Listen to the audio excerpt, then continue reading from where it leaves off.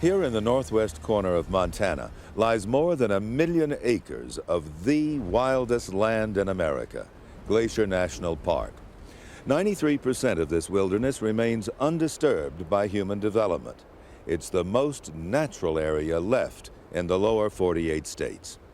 Within this magnificent landscape, there are more life zones than in any other of our national parks, from the low-lying prairie with its burrowing badgers to the alpine tundra, where mountain goats climb up to the treeless rocks of the Great Peaks. Grizzlies range throughout the mountains, and even wolves, once eradicated from the park, are finding their way back from Canada. Glacier National Park's pristine quality presents us with a special challenge. Can we still maintain such an important working wilderness as we continue to use the land around it? In other words, can we keep it? At the western edge of the Great Prairie, mountains rise to a mighty crest, the jagged backbone of North America. Those who need wild places find these peaks well guarded by ice and wind.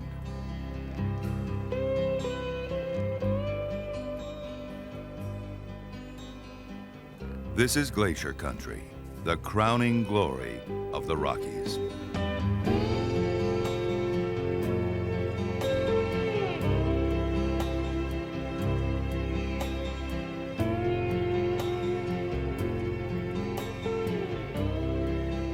In this high and remote corner of Montana, the American wilderness remains intact and untamed.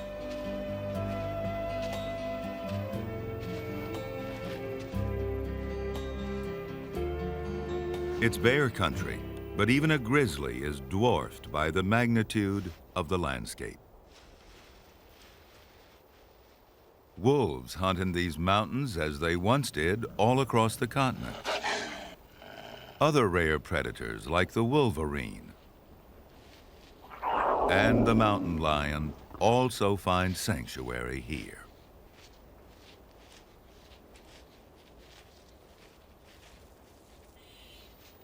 Glacier National Park is unique. It's the only place where all the predators that lived here before white settlers arrived still roam free.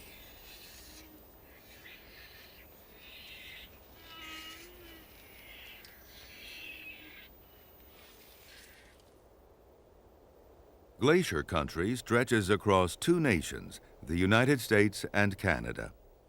The two countries have joined forces to protect their wilderness.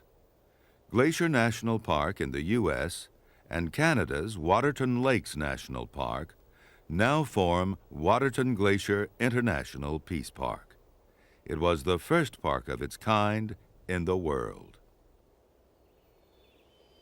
Only an occasional marker helps identify the boundary.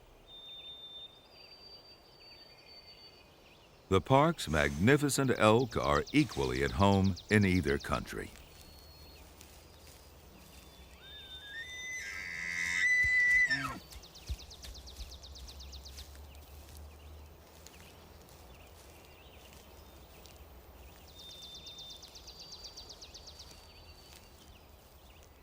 The park preserves more than 1 million acres of wilderness from grassland to tundra. Here, the mountains meet the prairies. This is no longer a region filled with glaciers, but it is one shaped by them. Ancient seabeds now lay stacked in mammoth piles, climbing to the sky. Once ice filled this valley, clawing rock from the walls as it slowly moved, leaving knife-edged ridges and pinnacles to the winds and the eagles.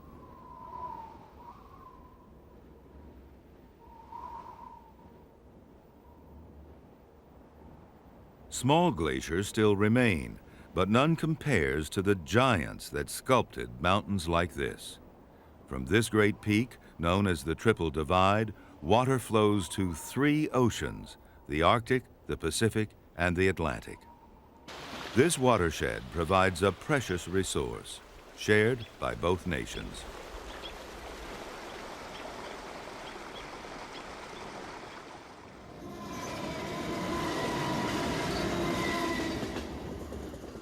In 1891, the mountains yielded to the railroad. The Great Northern Railway opened up this wilderness frontier. Shortly thereafter, Canada and the U.S. established their parks.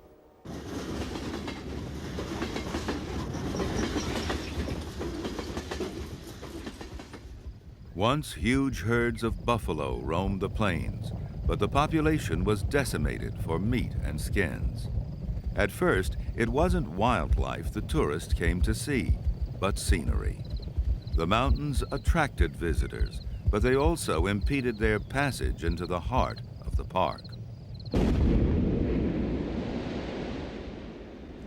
Glacier's walls could not be moved, but they could be blasted through. Roads were built, and roads brought more tourists. People came from all over the world to see the great American wilderness. For early visitors, wild animals like the great bears were just an amusement. There was a long-standing prejudice against all predators, and many were killed as official policy. In fact, the park accepted and supported the fur trade. The wolves were completely exterminated.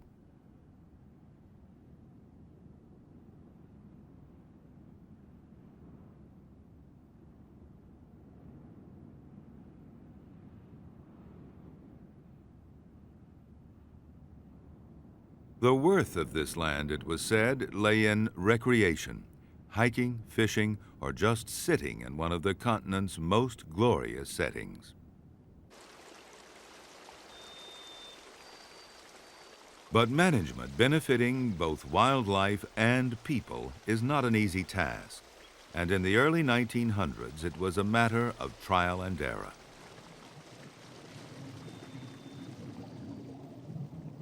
In 1916, kokanee salmon were introduced into a lake near the park to improve the fishing. Kokanee were not indigenous to Glacier, but were considered better sport than the native trout.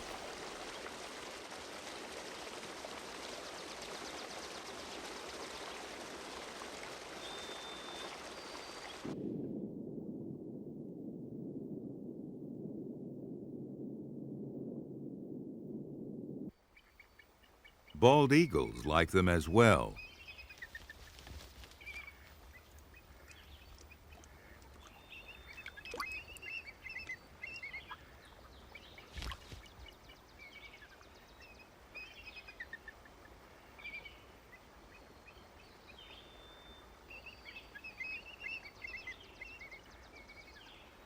For decades, they feasted on the kokanee in the park. But then something unexpected happened, and the eagles, like these, were forced to feed elsewhere.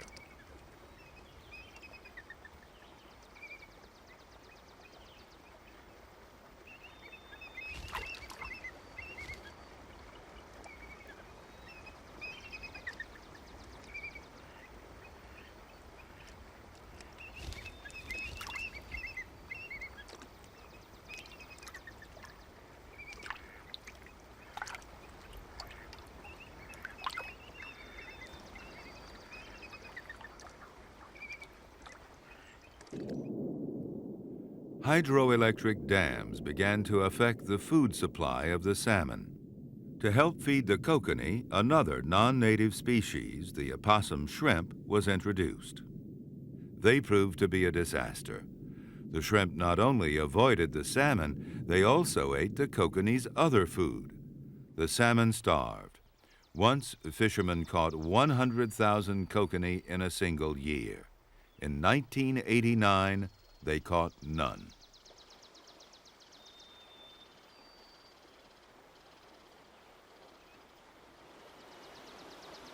This story highlights some of the problems facing all national parks.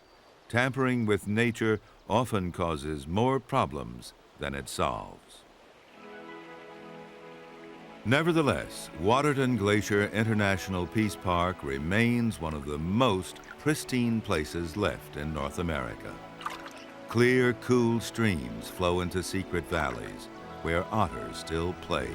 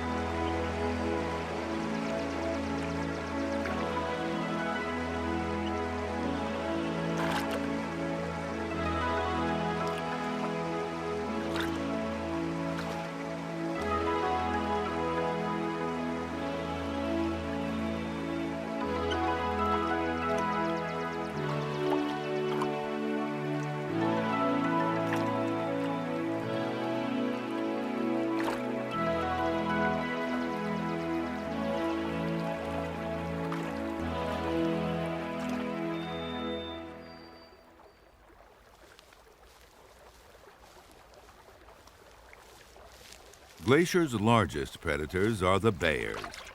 The black bear's name is misleading. They can also be cinnamon brown or even blonde.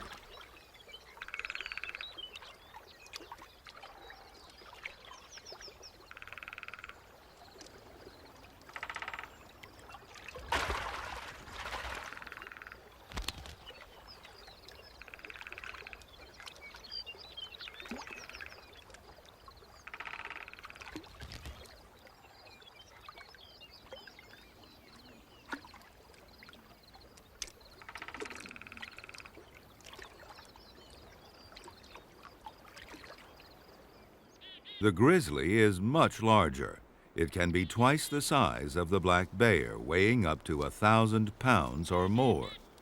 Those impressive claws are used primarily to dig for rodents, insects, and roots.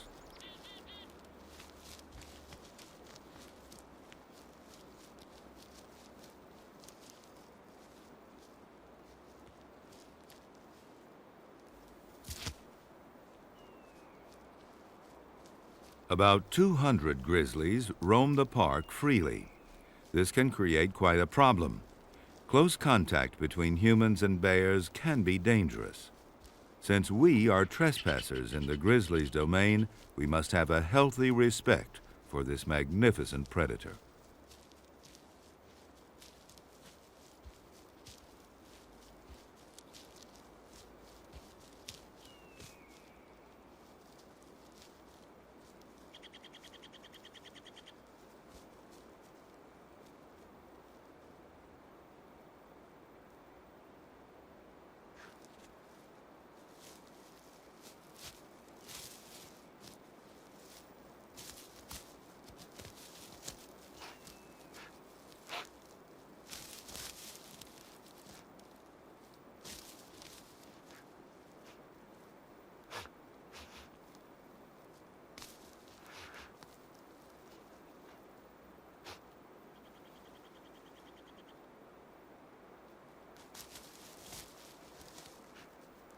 Its huge claws and powerful shoulder muscles enable the grizzly to prey on deep burrowing ground squirrels.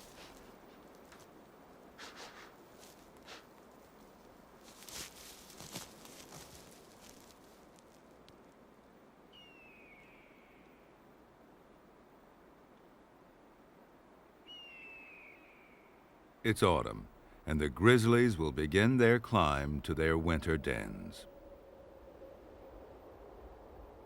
Already the snows are coating the peaks. It's an Arctic world above the clouds.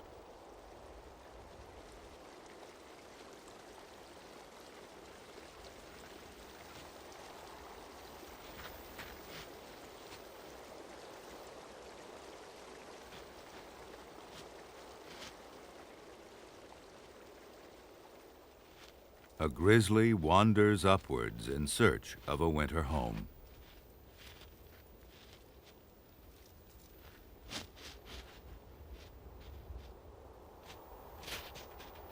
There are also bobcats up here. Sharp eyes and keen ears help them find prey under the blanket of snow.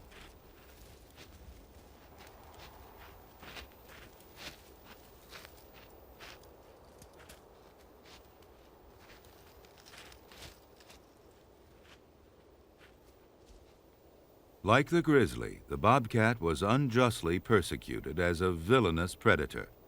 Now, like all the other predators in the park, they're protected. The resting grizzly pays little attention to the residents of this mountain community.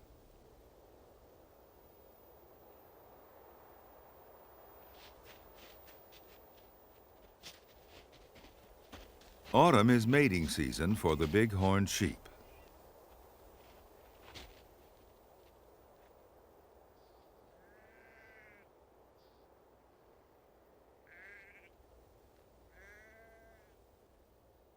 They'll work their way down to the lower slopes before winter sets in. Though unconcerned with the bighorns, the presence of two other bears rouses the grizzly.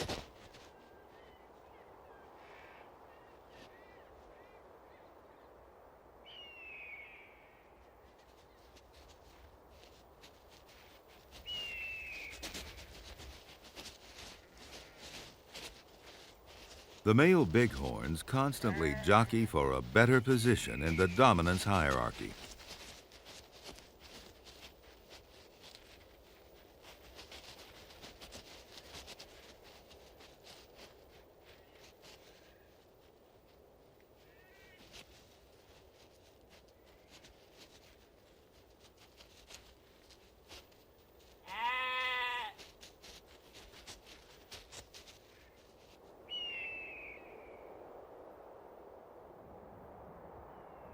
Rocky Mountain goats gaze down into the clouds.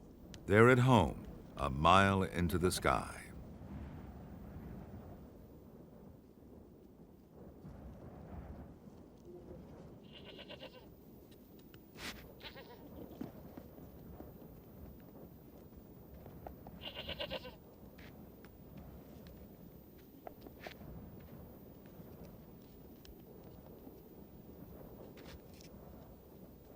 The males can tell which females are ready for mating.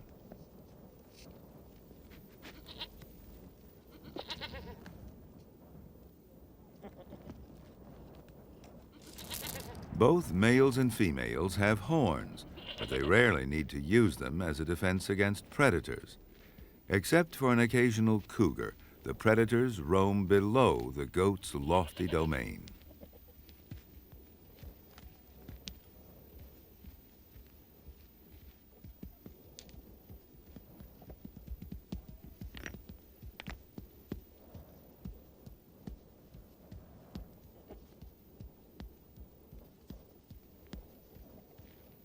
The circling males evaluate each other. This helps to avoid fights. Those stiletto-sharp horns can cause serious injuries.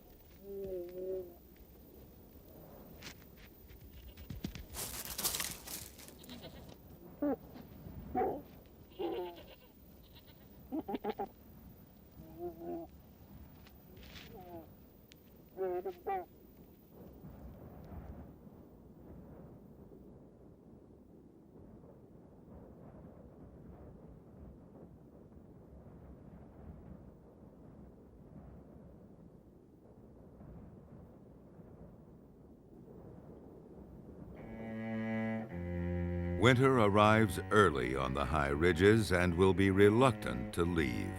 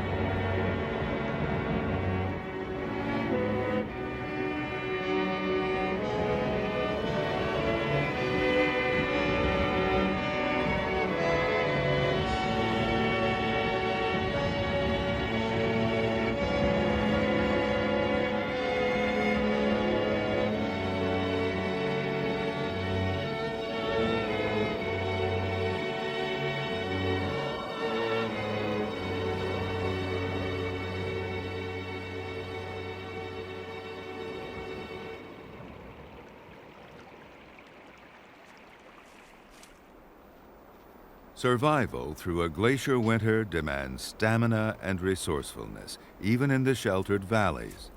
Mule deer are well adapted to these snowy environs.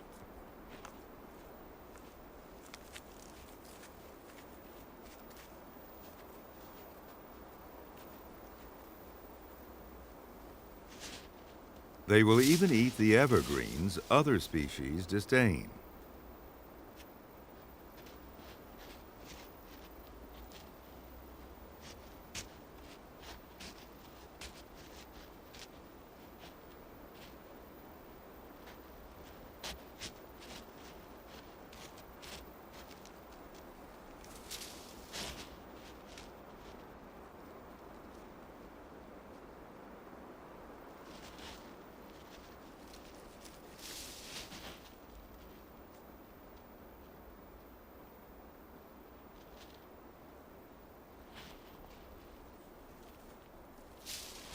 But not all mule deer survive, and their carcasses freeze in this forest cold storage.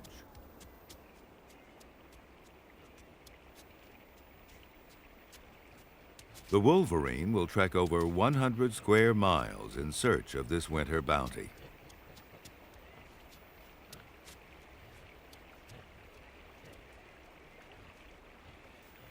The wolverine is the largest member of the weasel family, a powerhouse of muscle, tooth, and claw.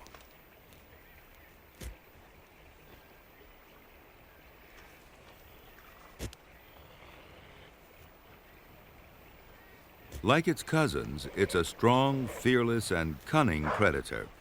No animal hunts adult wolverine, but unfortunately its fur was once valuable. Although no longer trapped here, the wolverine is still rare.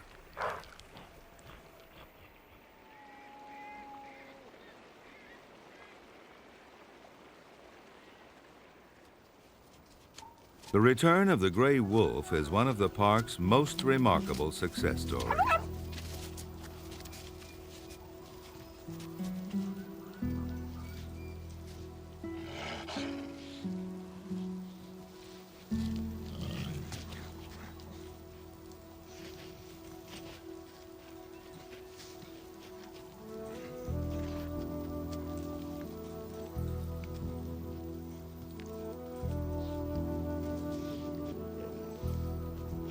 Arguably, the wolf is the most misunderstood and persecuted animal on our continent. In the early 1900s, the native population of wolves was exterminated by hunters and trappers. For 50 years, there were no resident wolves in Glacier. But in 1986, a single pack crossed into the park, selected a den, and raised a litter of pups. Now there are about 30 wolves here. To the hunters who see them as competition and the ranchers who fear for their livestock, the presence of wolves is controversial. For the time being, the wolf has reclaimed a home in this wilderness.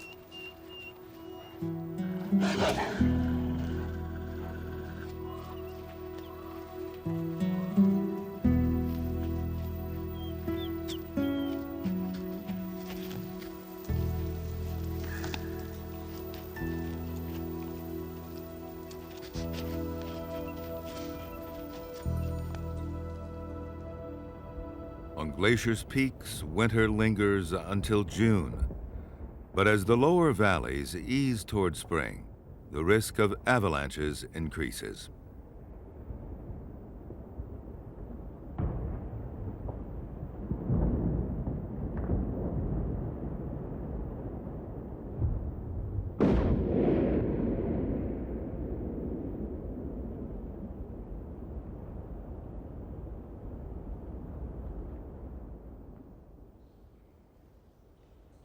Waterton Glacier loosens its bonds of ice.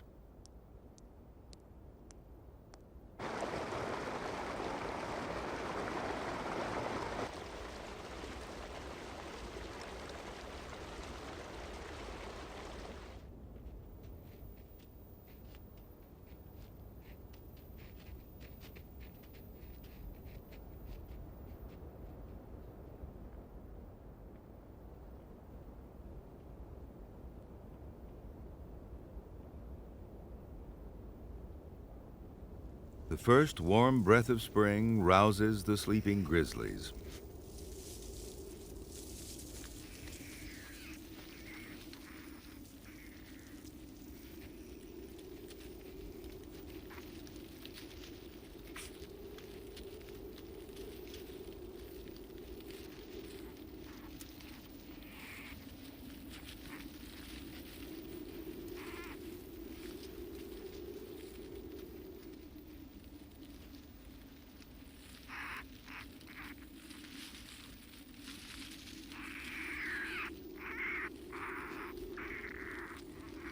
The mother and her new cub will remain inseparable for more than 2 years.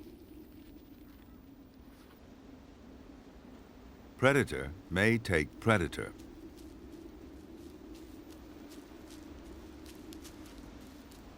To the mountain lion or cougar, the tiny bundle of bear must look like an easy meal, but nobody challenges a mother grizzly.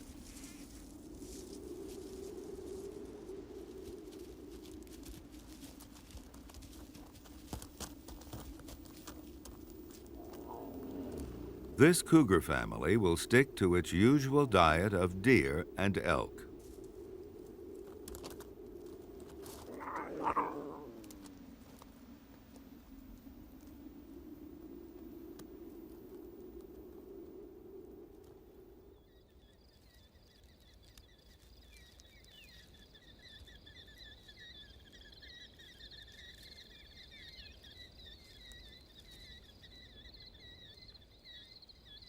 An adult moose is too large for a cougar, but not for a big grizzly.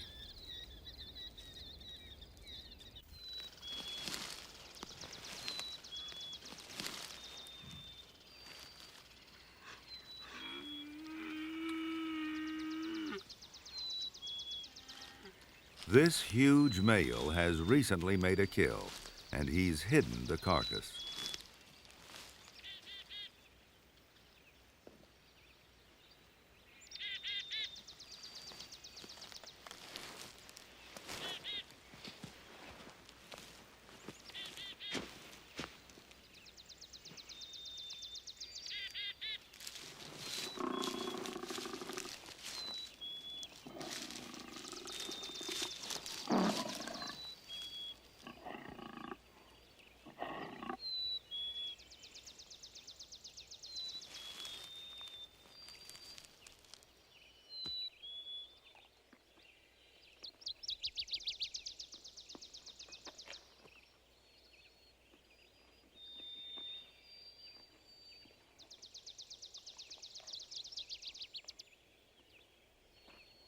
After he's eaten his fill, he'll cache the rest and return to it later.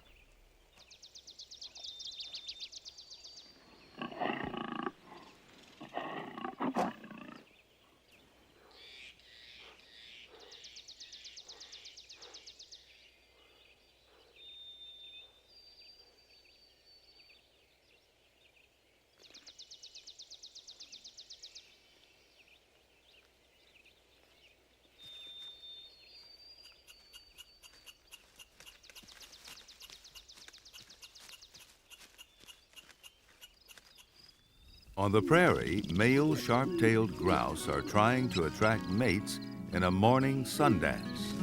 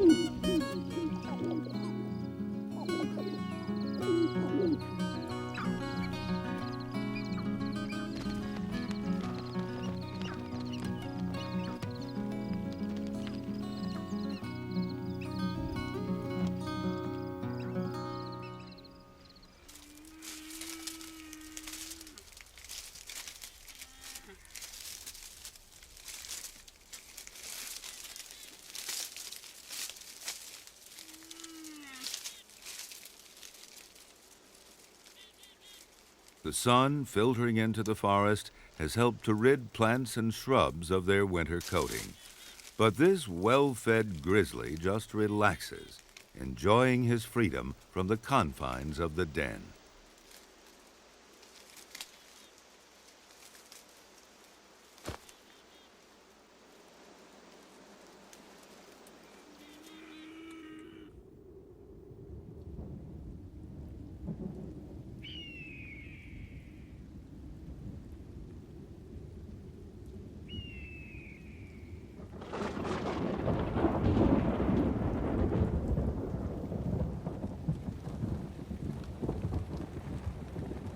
Winter dies hard in Glacier.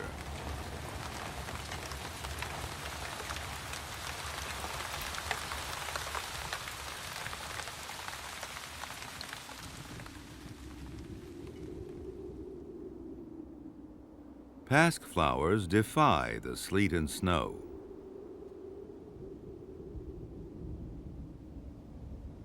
And so do the ground squirrels. Already awake from their hibernation, they must find food as best they can.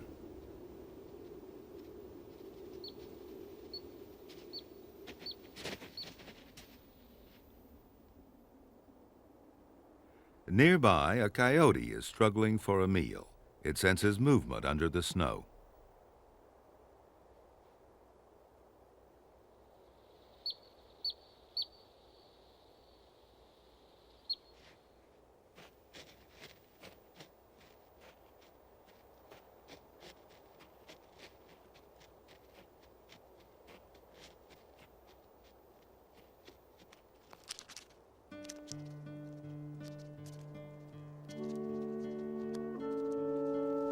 Mountain goats are born well before the snows have gone.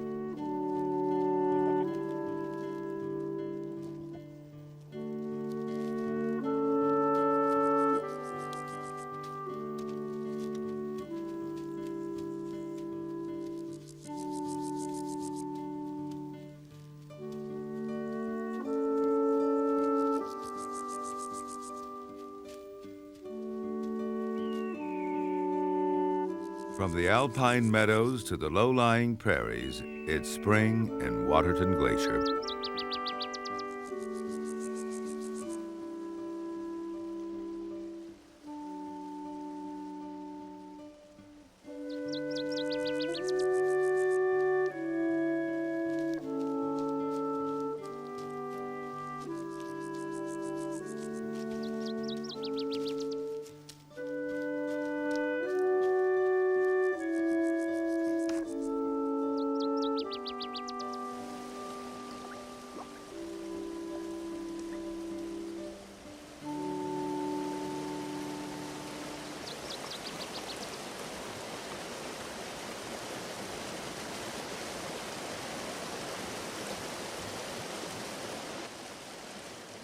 The rock face is a dangerous test, even for these agile experts.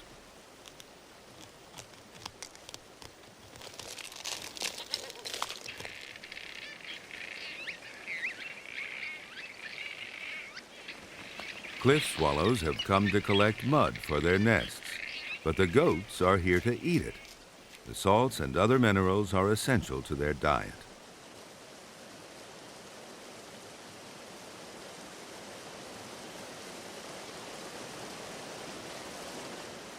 Traction is important for these cliffhangers. Spongy pads on their feet and the exceptional splay of their hooves help them hold on.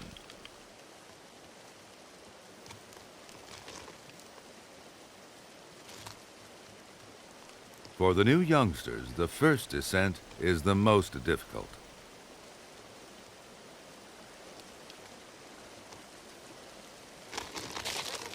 The adults try to keep the novices safe, but some cannot manage the precipitous cliffs, and accidents rarely go unnoticed by glacier scavengers.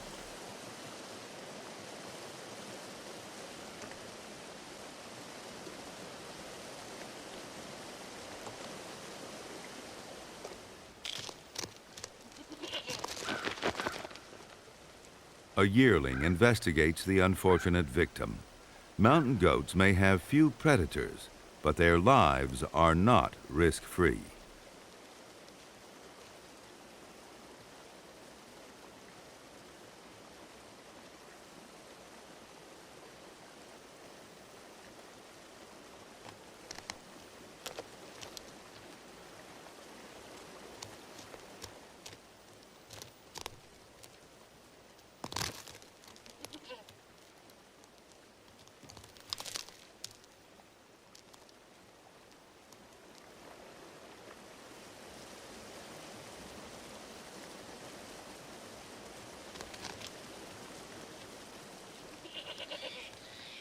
This nanny brings her kid to easier terrain.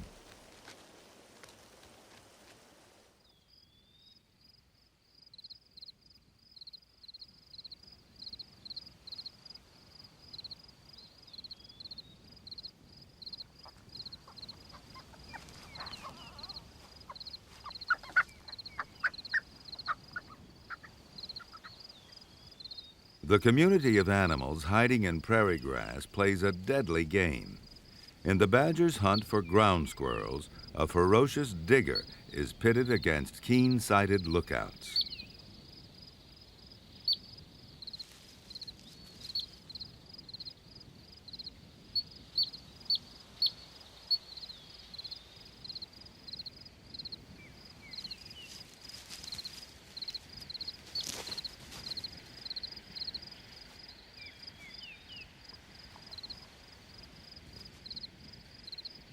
A false move by a ground squirrel provides a meal for the badger's family.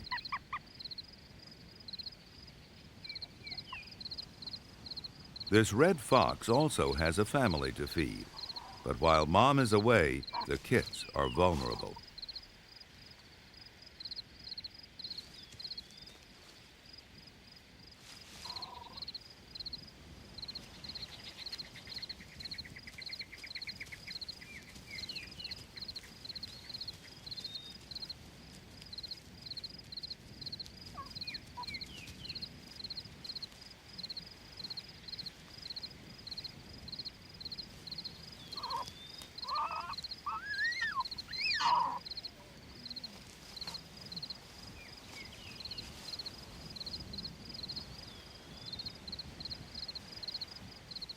The rescue is clumsy but effective. When the badger heads home, the mother fox can relax and the kits can continue their play.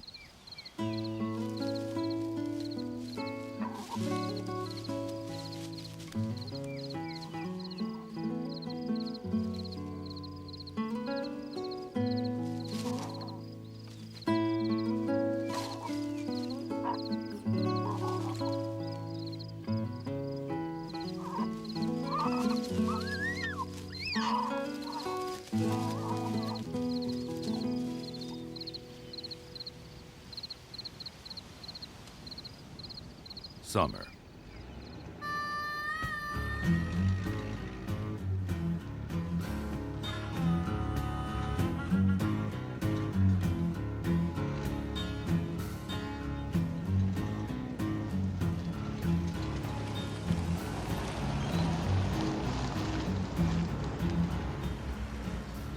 From June through September, Waterton-Glacier is a different world. 2 million people visit the park every year, and most of them come in summer.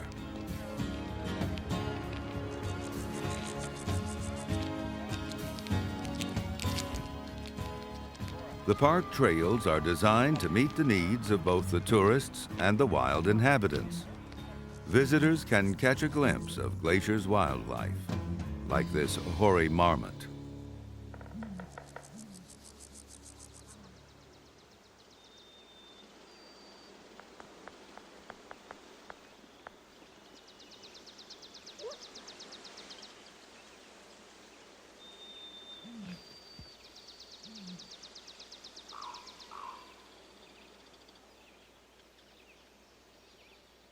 Great gray owls would not tolerate millions of people watching as they raise a family, but there are still vast areas of the park without trails and human traffic. Much of Waterton Glacier is still pristine and untouched, a remnant of this continent's natural heritage.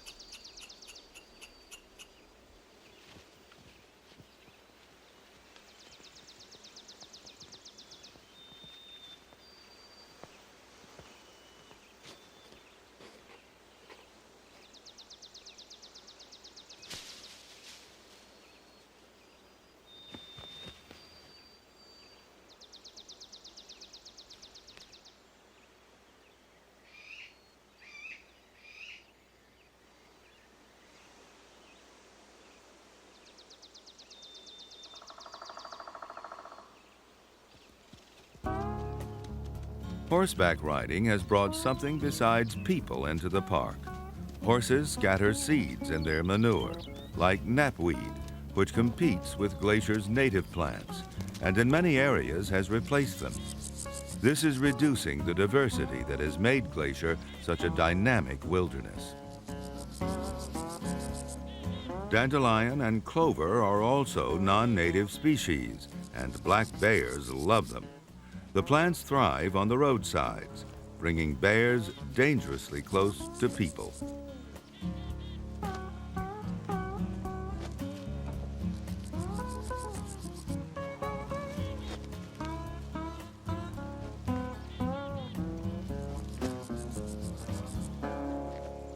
People love to see bears, but many visitors forget that these are wild animals. In the past, that has led bears and people into fatal conflicts. Feeding is now prohibited. The slogan, "A fed bear is a dead bear," helps to educate visitors about the problem. If fed, a bear may become an aggressive beggar and have to be shot.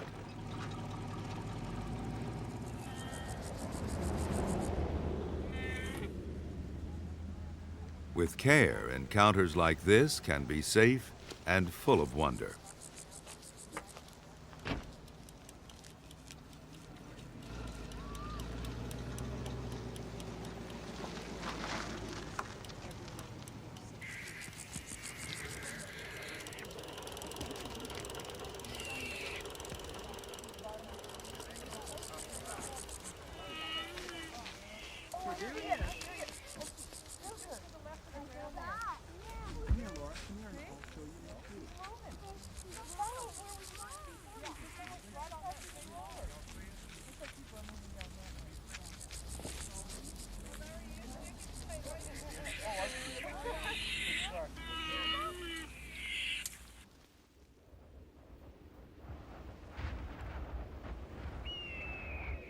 Grizzlies can be found in what might seem to be the most unlikely places.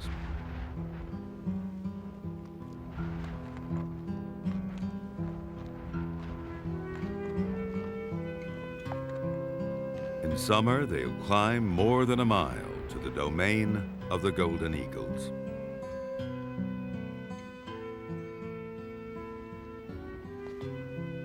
Like the Clark's nutcracker, they've come all this way for a moth. But for the grizzlies, it's a much more difficult journey.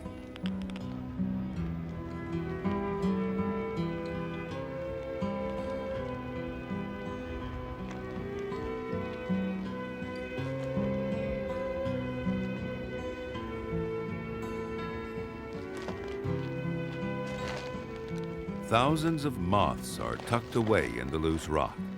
The grizzlies have known about them for generations.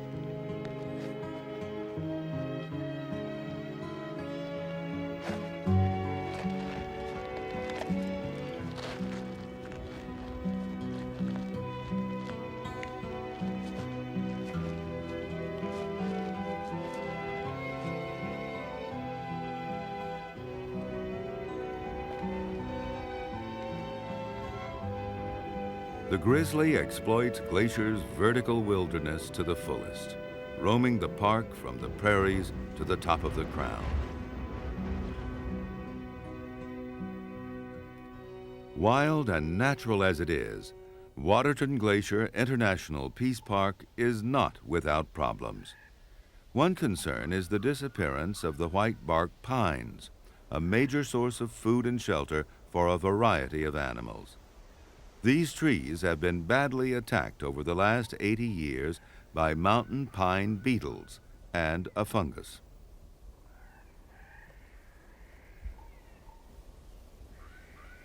Clark's nutcrackers harvest most of the large nutritious seeds, then bury them to eat in winter and spring. But they don't retrieve all the seeds they stash. The nutcracker is the principal agent of seed dispersal for the white bark pine, and is responsible for most of its regeneration.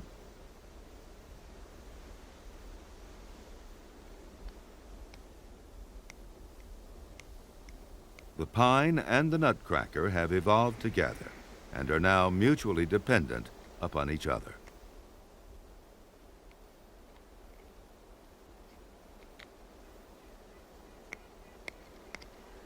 The old pines are dying, and the young ones are slow to replace them. It takes a century for the tree to produce its first seeds. Many areas of the park have lost this essential member of the forest community.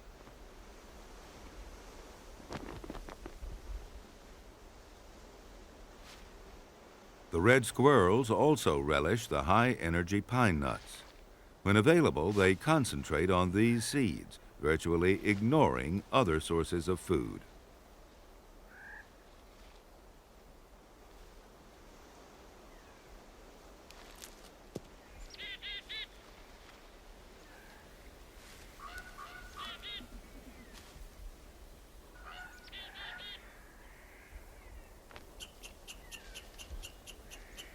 They'll even guard them from other seed lovers, except for one. Bears dig up the squirrel's cache in autumn.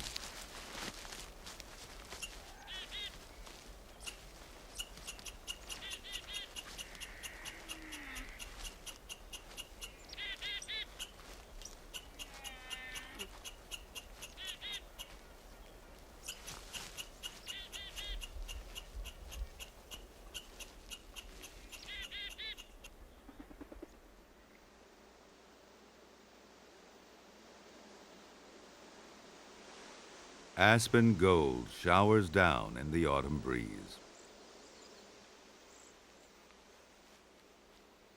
The season's crop of berries lures the mule deer.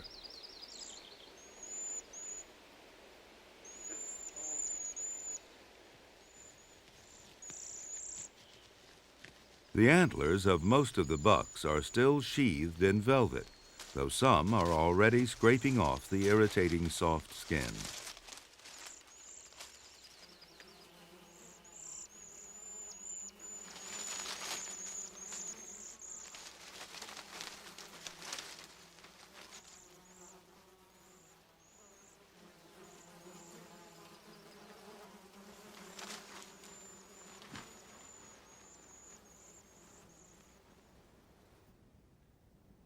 For 10,000 years, since these valleys became free of ice, the deer, elk, and moose have bellowed and fought in their autumn ruts.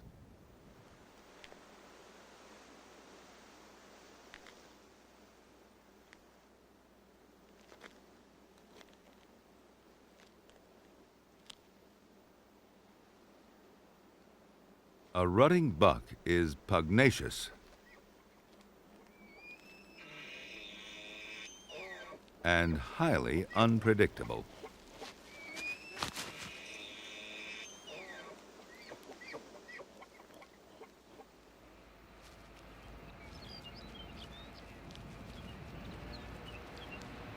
Our world now sits on the edge of theirs.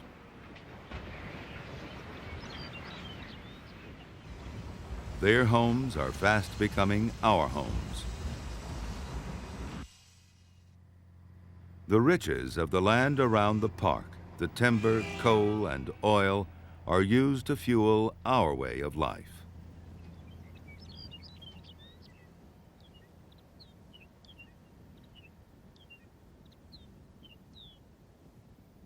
Yet we need this wilderness. Millions of people come to Waterton-Glacier every year to experience not only its scenery, but also the great diversity and majesty of its wildlife.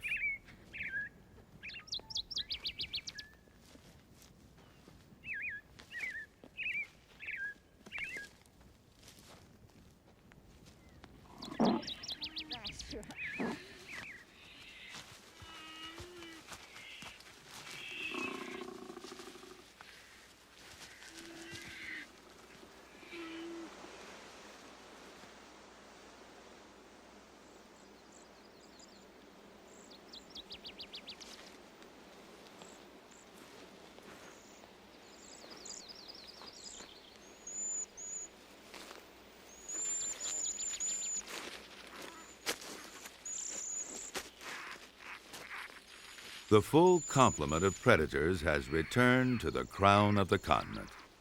They are the living epitaph to the bears, mountain lions, bobcats, coyotes, and wolves that North America has so senselessly lost.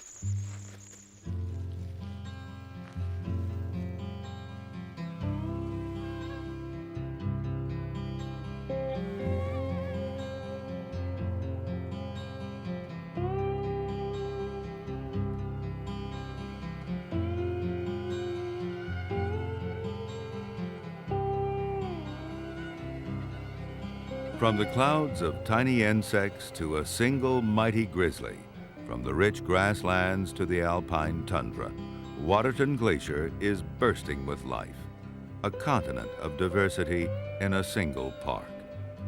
Perhaps our new knowledge of ecology and park management will enable us to protect it.